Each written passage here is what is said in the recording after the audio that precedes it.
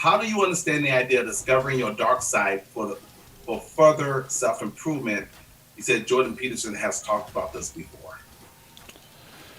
So a lot of people turn to the dark side for some extra motivation or extra power or extra juice. And when you're angry, there's a higher pain threshold. You're willing to do more.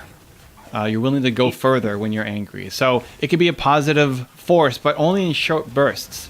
So for example, people, Tom Bilyeu loves using this a lot, where he's like, hey, I made a list. You make a list of all the people who kind of screwed you over and messed you up and you had a hard time dealing with, who told you weren't going to make it and all this stuff, right? And he has a list. He has a list of these people. And then whenever he's feeling low, dark, it's not going to happen, not me, he looks at that list and says, this is why I'm doing it. The danger, so it's really powerful, it's really strong. And a lot of things, you know, even some of our challenge, you look at what Zayn and I are doing with the 90-day challenge of no junk food, he doesn't want to let me down. He doesn't want to disappoint me. He doesn't want to fail and have me see him fail, right? And that's part of the dark side, right? As opposed to it being like, no, I'm doing this because I want to be healthy, because I want to do this.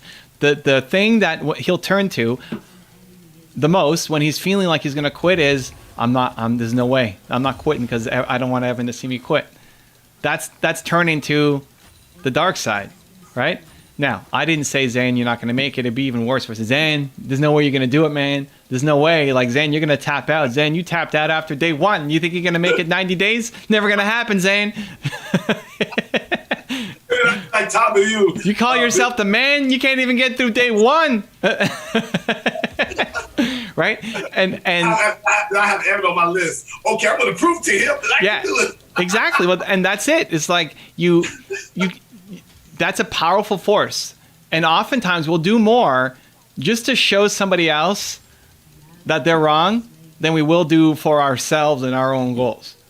Oh, that's good. Okay, pause. Because Tony Robbins teaches that we will do more for others than we'll ever do for ourselves. Man, that goes together.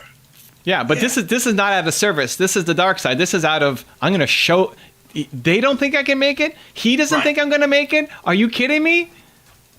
Right? And you might have let yourself down, and you might say, well, I'll never do this for me, but you don't want somebody else to see you looking bad. You have to show them. You got to show them what's up, right? Okay. So that's turning to the dark side. The problem is you can't live there, right? That's the dangers. The danger's in living there. If you live in the dark side and that's the only motivation, you're just going to be miserable. So this is where I talk to entrepreneurs sometimes about starting the business. Like, well, why do you want to start a business? Well, because my mom said I'm never going to make it. It's like, that's a terrible reason to start a business. Like, doing anything just because, like some big project, just because somebody told you weren't going to do it is a really poor reason, because it's not going to get you going through all of it, and you can just be a really angry person. Right. So it's using it in moments when you really need it. So you want to, at least my philosophy is, you want to use it in the positive. You want to stay in the positive. You want to try to be building light and energy and making your life better. And then when you really, really, really, really need it, when you just don't have the motivation to get up that day, then you can turn to it. I don't do this though. So it's not something that I use myself, but I have seen other people use it, and some super successful people use it, like Tom.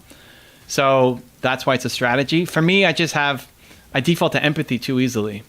You know, It's like if Zayn says, Evan, dude, you're never going to make this challenge. Who do you think you are? Do you know who you're going up against? Like, you're going to quit on day 4. Like, if that was Zayn, it's like, and I mean, so I know Zayn. If that's how Zayn came at me, I'm not doing a challenge just for Zayn, just to prove Zayn wrong.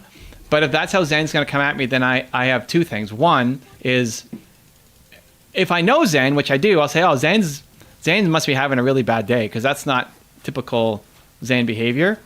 But if I don't know Zayn, then I'm thinking, oh, this guy's got like a pretty rough life, that this is how he defaults, comes at strangers. Wow. So once you actually default to empathy, you can't go to the dark side. It's super difficult So true. because you care about the people, and you not necessarily forgive them, but you understand where they're coming from. And once you will have understanding and compassion, you can't be upset. So true.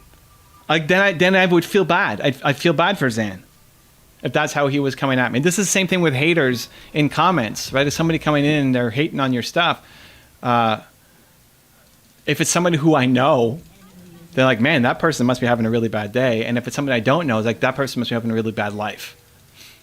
And then you can't hate them anymore. And then you don't want to just show up and make more videos for them.